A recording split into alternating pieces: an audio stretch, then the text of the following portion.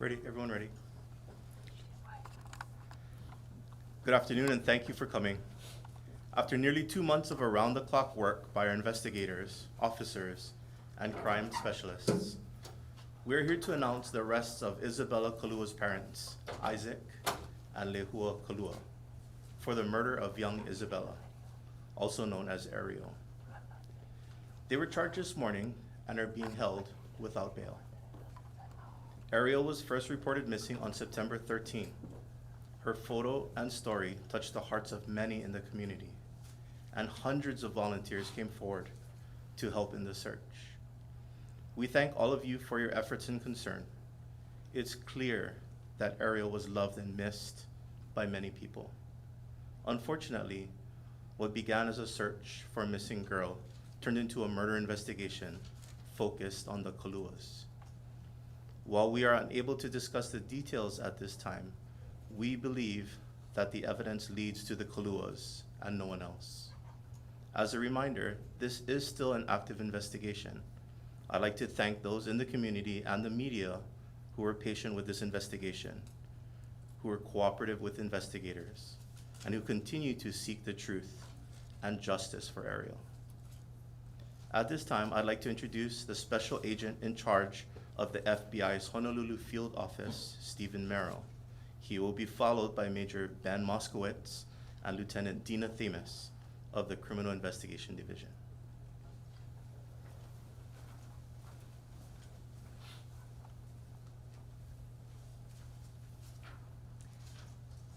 Thank you, Acting Chief. I just wanted to thank the Honolulu Police Department for their partnership. The FBI remains steadfast in our effort to work with law enforcement agencies across this area to make sure that justice is done. And again, I thank the Honolulu Police Department for welcoming us into this investigation, and any questions to the investigation should be put forth to the Honolulu Police Department. Thank you.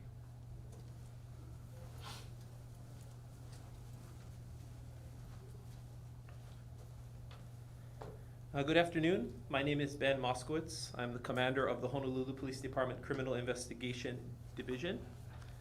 And before I get to the rest of our announcement, I do want to share a little background information.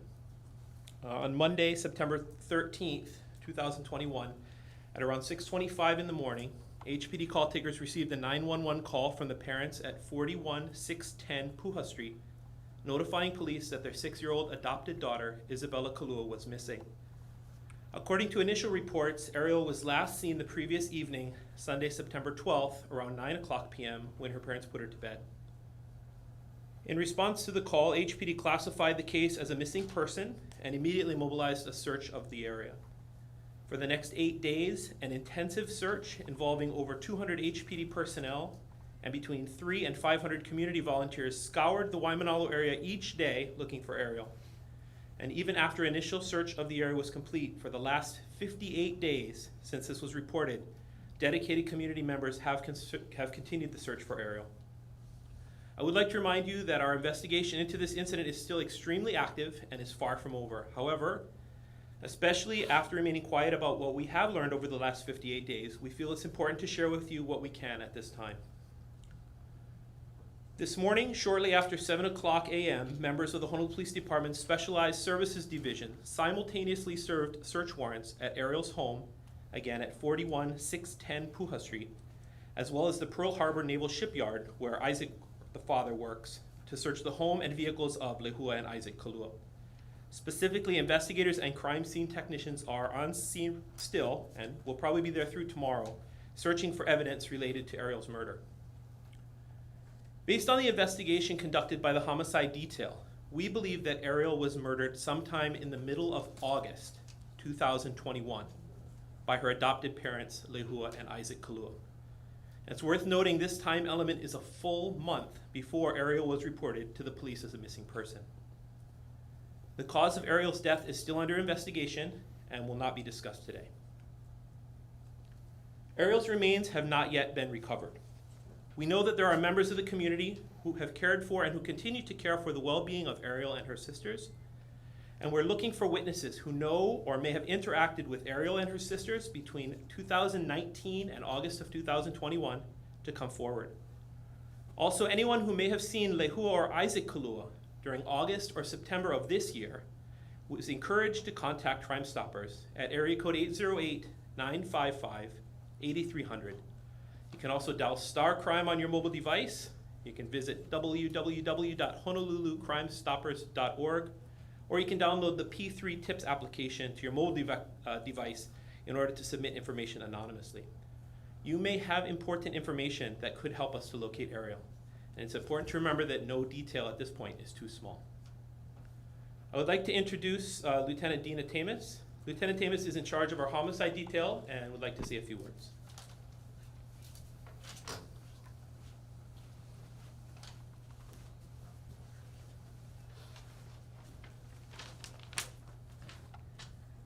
Good afternoon, everybody. At the onset of this investigation, many people assisted us in the search for Ariel. I wanted to again thank the public, the state and city departments, the military, the FBI, and members of the Honolulu Police Department for assisting us with the search. As our investigation continued, it was determined that foul play was involved. The initial information reported by Isaac and Lehua on September 13th was false. Detectives of the Homicide Detail includes the Missing Person Unit, Homicide Detectives, Cold Case Unit, and the Strategic Enforcement Detail. They have followed up on every lead and every Crime Stopper tip that has come in. Oftentimes, these follow-ups resulted in us requesting assistance from the Honolulu Police Department Specialized Services Division, the Crime Analysis Unit, and the Crime Scene Unit. Multiple items of evidence were recovered and tested. Multiple people were interviewed, and those interviews were recorded and reviewed. And hours of surveillance was also recovered and reviewed. The homicide detectives continued this intensive 8-week-long investigation alongside the city deputy prosecuting attorneys from the Domestic Violence Division. Their support was instrumental in getting us where we are today. I want to let everyone know that despite the criticism reported by some of the media, we have never stopped our investigation. Ariel was never forgotten. During the recent weeks of the investigation leading to the arrest, we requested assistance from numerous divisions in our department, the FBI special agents of the Honolulu Division, who were liaisons for the FBI Behavioral Analysis Unit located in Quantico, the FBI Evidence Recovery Team, Haima Urban Search and Rescue, and anthropologist Dr. Gregory Berg. I want to thank everyone for their assistance. The cooperative efforts was essential in this investigation. The investigation is ongoing. By no means is it over. Some of the information may not be released at this time because it may hurt the integrity of the investigation. And that's all I have. Thank you.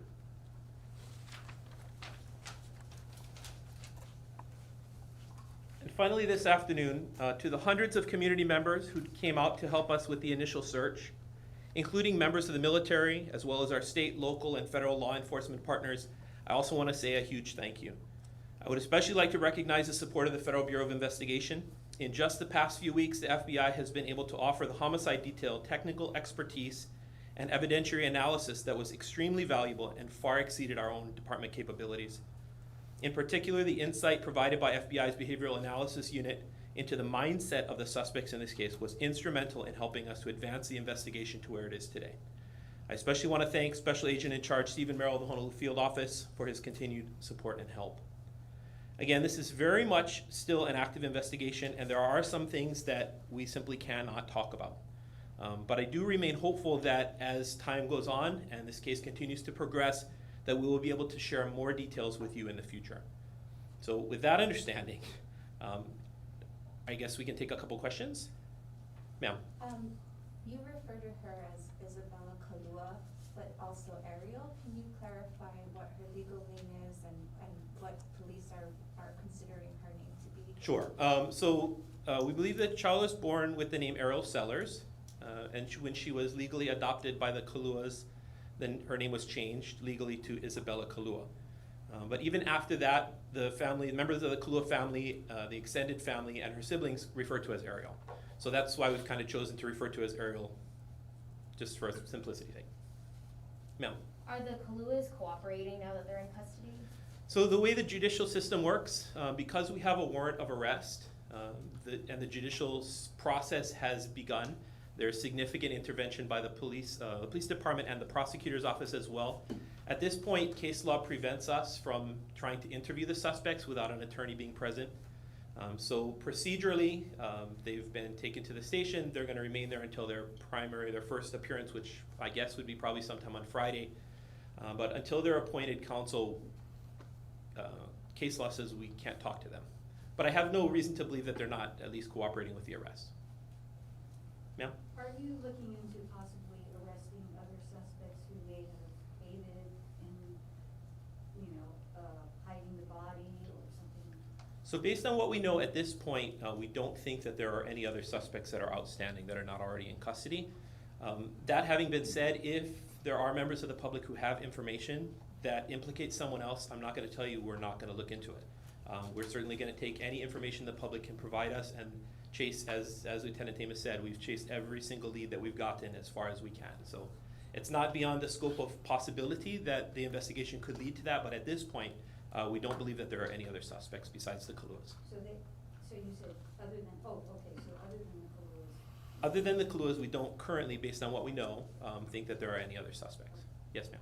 Back in September, HPD talked about items that were recovered in Bellows. Was it ever determined if those items belonged to Isabella or what those items were? Sorry, yeah, that's a Lieutenant Thames question.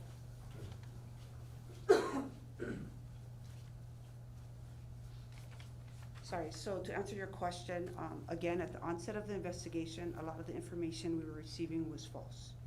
So we are following up on a lot of things and revisiting a lot of items that was recovered, and we are going to try to identify them, whether it be through our lab or whether it be through witnesses. So again, that's a little bit of a hiccup in our investigation because initial reporting was false. But you did find belongings, but We found items, but whether it belongs to Ariel hasn't been determined at this time.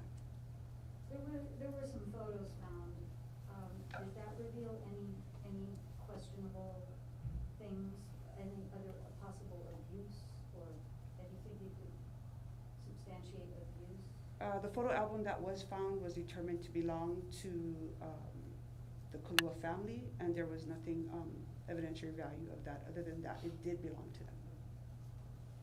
Is there enough evidence for a conviction if a body is never found? That would be, I would have to defer that to the prosecutor's office at this time. There has been cases we've had with no body murder, arrest, and charges, so I'm not gonna be able to answer that right now. We believe at this time that we have enough to do the warrants of arrest. So I think we're heading in a good direction when it comes to trial and conviction. At what point did you suspect that they were suspects? I think at the onset, there was a lot of questions. And I think I did give a release where I stated that we did suspect foul play. But there was a lot of things, I can't even give you the exact date when we decided that. I think at any case like this, we're gonna look at everything and question everything. So there were some things that just weren't adding up for us. And we just followed up with what we believed and whatever the evidence suggested to us. I guess a question that many people have is, why now go into the property, and is there some digging going on the property, if you could talk about that? And why not do it sooner, right, within the first days, weeks? So basically, every person has a right to their house. You can't just go in and start searching unless you have authorization. At some point in the initial investigation, the Kaluas were both pretty cooperative. And then eventually they weren't. So to give us permission to go on their property and start searching, that wasn't gonna happen. We couldn't get in touch with them, or they didn't call us back, or whatever it may be. Now, we need to get a search warrant to to be able to do what we needed to do, go to the house like this morning. And that needed to be approved by the prosecutor's office as well as the judge. But again, we had a missing person, which was not a criminal case at that time, so we had to build our probable cause to get to that criminal case in order for us to do that, to get a search warrant for the premises or any other search warrant. And which specific evidence led you folks to today's search? Okay, that I cannot discuss because that's under investigation. Yeah. Yeah, good comment. It's been reported that there's like an $11,000 reward. Has that reward been claimed? Oh, you're good. So the information that's led us to develop the case to this point did not come from Crime Stoppers. So it's my understanding that Crime Stoppers' reward is still, it's still very substantial. And at this point, we want to, again, continue to encourage people, if they can help us to secure the conviction, that's still very much a reward that could be claimed by someone who has information that could be pivotal to the investigation. Is that accurate, 11,000? It was 1,000 and plus the 10,000. Yes, yeah, it's at least 11,000, yes, ma'am. How was this mid-August timeframe determined? Without going into too many details, the pattern of activity that we're able to detect by talking to witnesses and examining other evidence led us to believe that that's the time frame. There are a lot of indicators. Sorry, I know I didn't really answer your question. I talked in a big circle. You must love that. But I can't really give you the exact, here's how we did it, and here's exactly what led us to there, because that's still something that's very important to keep confidential at this point. Hopefully one day we'll be able to tell you the whole story about how we determined it. But we'll put it this way, we can't find any cooperating witnesses who are gonna tell us that they've seen her after then, that we can substantiate that, right? Has there been new evidence that's been introduced and verified as of recently, like in the last couple of weeks, that changed this case? Yes. In the last week to 10 days, some evidence has come to light, again, with the significant help of the FBI Behavioral Analysis Unit. They're actually an amazing resource for law enforcement. They gave us an insight into this case that I don't think we would have probably been able to come up with on our own because of all their resources. And we gave them a bunch of evidence, and they turned it around and gave us the same evidence back, but told us, maybe look at it from this angle, or maybe when you talk to this person, talk about this. But those kinds of very slight changes to the tack that the homicide team was taking was able to create this development. How close does HPD believe they are to finding remains, and where are they looking? I wish I had a better answer for you. We are conducting a search of the home today and probably into tomorrow. If we're unable to locate remains there, then a big part of what we're asking for is people who have seen the Kaluas between August and September. And I know that's a brand new time frame for people to even consider, right? They may know these folks, they may have seen, I saw them a couple weeks before the daughter went missing. Well, we need to make sure and let them know now that the daughter was dead from the middle of August to September. So if you saw them in that time frame, we really are very interested in talking to you and hearing what you have to say that could lead us to that type of a discovery. Ma'am? Do you have any possible motive? We know that they were facing possible bankruptcy, the wife, and then the husband had declared bankruptcy. Any of these things might have led you to? I wasn't aware of the bankruptcy motive. I mean, I don't know if that's Lieutenant Themis and her motive. team probably have all kinds of additional information besides what I know, but I wasn't aware of the financial motive. But at this point, again, because of the way the judicial system is structured, and because once the suspects are charged, which they are in this case, once they're served a warrant, we're prohibited from going in and talking to them without their attorneys being present. So again, once they're court-appointed attorneys, or they hire their own attorney and they want to share information with us, let's go. Let's bring them in and talk to them if we can. But at this point, we're kind of in a window where we can't really talk to them about things. And were they ever prevented from leaving the state? No, not to my knowledge. And Yeah. just to double check, it's only been 2 arrests, and any possibility of future arrests? 2 arrests is what we have. That's what we did this morning, right? Between 7 and 7:30 this morning, we arrested Isaac at work in Pearl Harbor, and we arrested Lehua at home in Waimanalo. And those are the only arrests that we've made. And at this point, those are the only suspects that we have.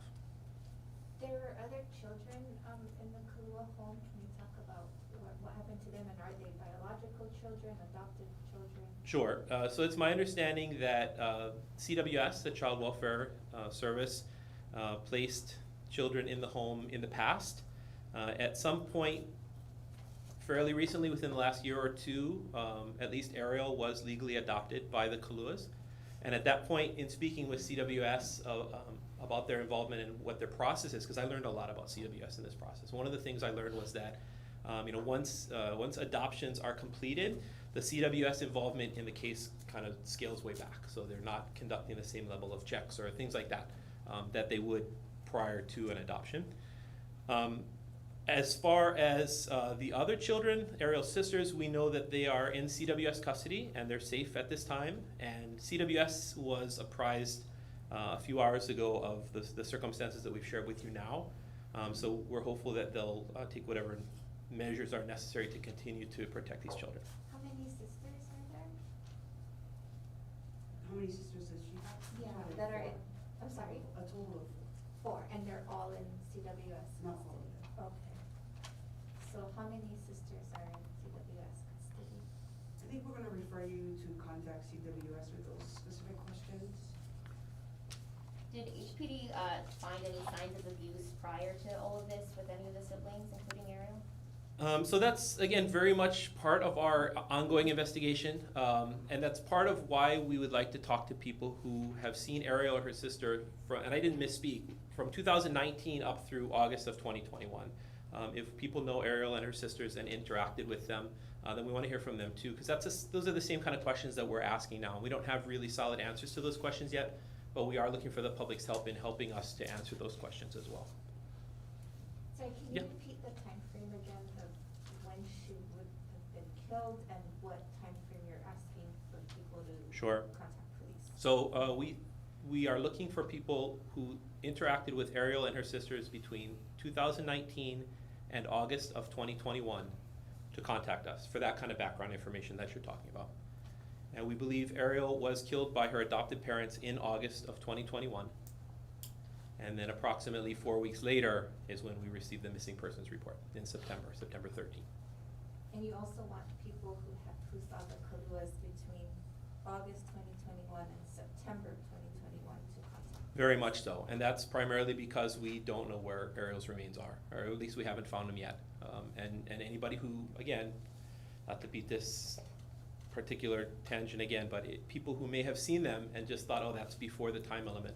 By talking about this time element, and specifically we're looking for witnesses from August to September, we're hopeful that people will come forward and tell us things that might lead us to help in that area of the investigation. This probably would be the best question for the FBI, but I just wanted to learn more about the FBI's involvement when you guys were fully involved and what has happened since. As I mentioned, I'll defer all questions about this investigation to the Honolulu Police Department. So we can say that the FBI has, as we said, was very instrumental in helping us basically crack the case, for lack of a better term, with the help of the Behavioral Analysis Unit. At the very beginning of the investigation, the FBI and a lot of federal and local and state law enforcement agencies and members and people just showed up to help us search when we were looking for a missing person. They were very much active at that stage. And then as the investigation progressed and we needed technical assistance, or we needed help with evidence or analyzing evidence a certain way that we don't have the capability, they were always right there, a phone call away, and eager and willing to help at a moment's notice. What kind of information were the siblings able to provide? So that's something that we're not really ready to discuss at this point. Again, hopefully one day when the whole story is out there, we can talk about that a little bit more. But at this point, that's an area of investigation we can't really talk about. Sorry. Was there any reevaluation as to issuing a Miley alert, whether or not that should have been done? No, so I don't think, at least based on the initial missing persons report or based on the information that the homicide detail developed, and as Lieutenant Tama said, and the focus behind the scenes at least started to shift from a missing persons investigation into something that turned out to be a lot more sinister. I don't think there was ever a time during that period, and please correct me if I'm wrong, where we suspected that that Ariel had been abducted. And that's one of the key kind of elements that would trigger the Miley alert. Is that fair? Okay. The other thing I wanted to kind of pause and talk with you a little bit about, and it might give you some insight into like how we work and maybe answer another question that you may or may not want to ask. But we all know that in order for it to be effective at preventing and solving crime, police departments have to have the trust of the community that it serves. It's also no secret that the news media and certainly certain community groups have been very forthcoming with criticism about our efforts or lack of efforts, as the case may have been. And you know, there have been some headlines in the past month that it's been frustrating from our side to read. So things such as, and I understand that they're completely factual and they're intended in a certain way. I just want to give you some insight into how we operate, right? So for example, there's 3 examples. These are headlines that I was able to Google search yesterday or today. A family of missing 6-year-olds say not enough is known about her disappearance nearly a month later. Missing girls' loved ones say their requests to authorities for updates have been ignored. And missing Waimanalo girl not forgotten on her 7th birthday. So Errol's 7th birthday was this past weekend. So as a community member, right, and we all are, I understand the frustration. Unfortunately, sometimes in order to solve a case, especially a case like this one, where we're given one public story that we pretty quickly learn is not the case, certain details of the investigation cannot be shared as freely as we would like. And because of the need for secrecy, it could very well look from outside like Errol had been forgotten or that not enough resources were being devoted to finding out what happened to this poor little girl. So I'm here to tell you today that nothing could be further from the truth. In fact, even us prematurely, had we revealed in the last day or two that instead of investigating missing persons, we were investigating a murder, that may have interrupted the flow or prevented the progress that we were very recently able to make that led us to crack the case. So it frustrates us as well that a lot of times we face scrutiny and we face headlines that make it look like we're not doing anything or that we've forgotten or we're not talking to anyone. And I know that's a trust factor, but I'm here to tell you again, hundreds and thousands of hours have gone into this case, and poor Lieutenant Damas and her crew have not slept in days. But we're to the point now again where we wanted to just share with you, we are working on things, right? And as the case continues to develop and continues to unfold, when more things come up, if we can share them with you, if we're past the point in the investigation where we need those things to, do other parts of the investigation, then by all means, we're absolutely willing to talk about them as we become available to do so. So did the FBI offer services in the beginning that maybe have been utilized initially? No, I don't think so. I mean, the FBI did exactly what we asked them to do, which was show up and help us look, right? The FBI, and it's kind of a delicate balance because the FBI has a lot of very powerful investigative tools that when utilized in the federal spectrum in a federal court, they have the authority and the power to do those things.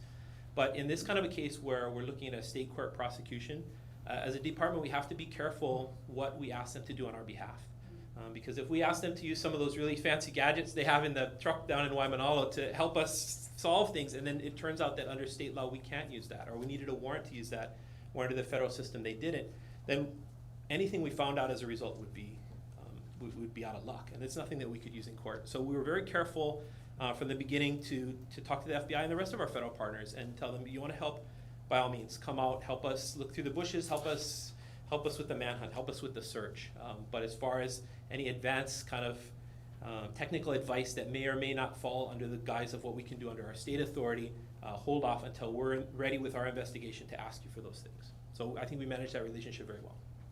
And when did it change to murder investigation? Technically, not on Technically, it actually turned into the murder investigation probably at the end of last week. Yeah, that's fair. That's when we had some big developments.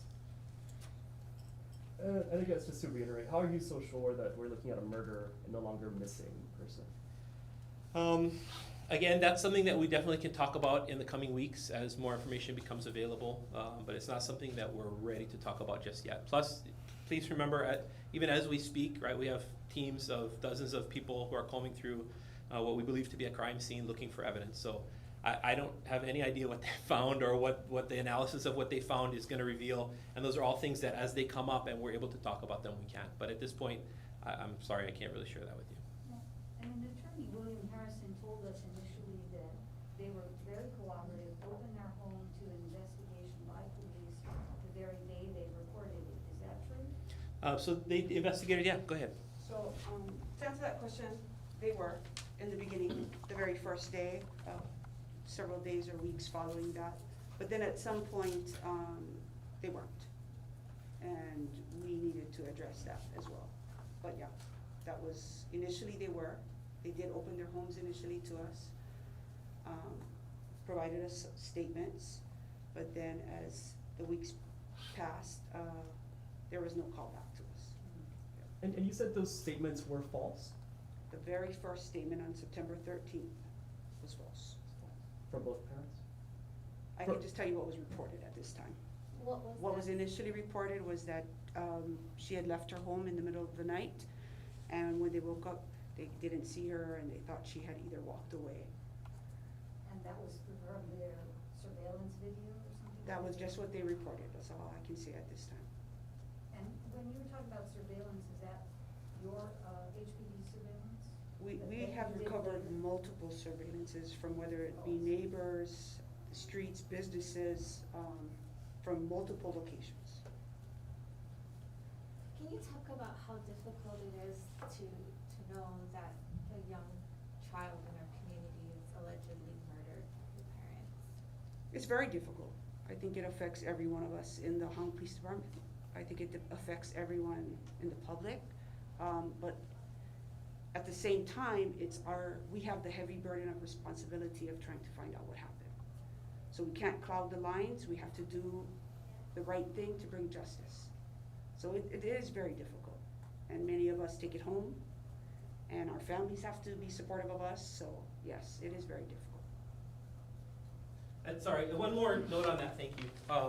I did speak with CWS today, and they asked me to share with you that if there are members of the community who suspect child abuse or neglect, either in their family members or neighbors or people that they work with, that they're encouraged to call a statewide hotline, and this is a hotline that CWS has set up for longstanding. It's staffed 24/7, and the child abuse and neglect statewide hotline number is 1-888-380-3088. So CWS did ask us to pass that along if the opportunity arose. Right? I'm sorry, 888? Yes, ma'am. Sorry. It's on my post-it. There we go. 1-888-380-3088, and that's the Hawaii Child Abuse and Neglect statewide hotline. Okay. Thank you guys very much. We look forward to sharing more information with you as it becomes available. Thank you.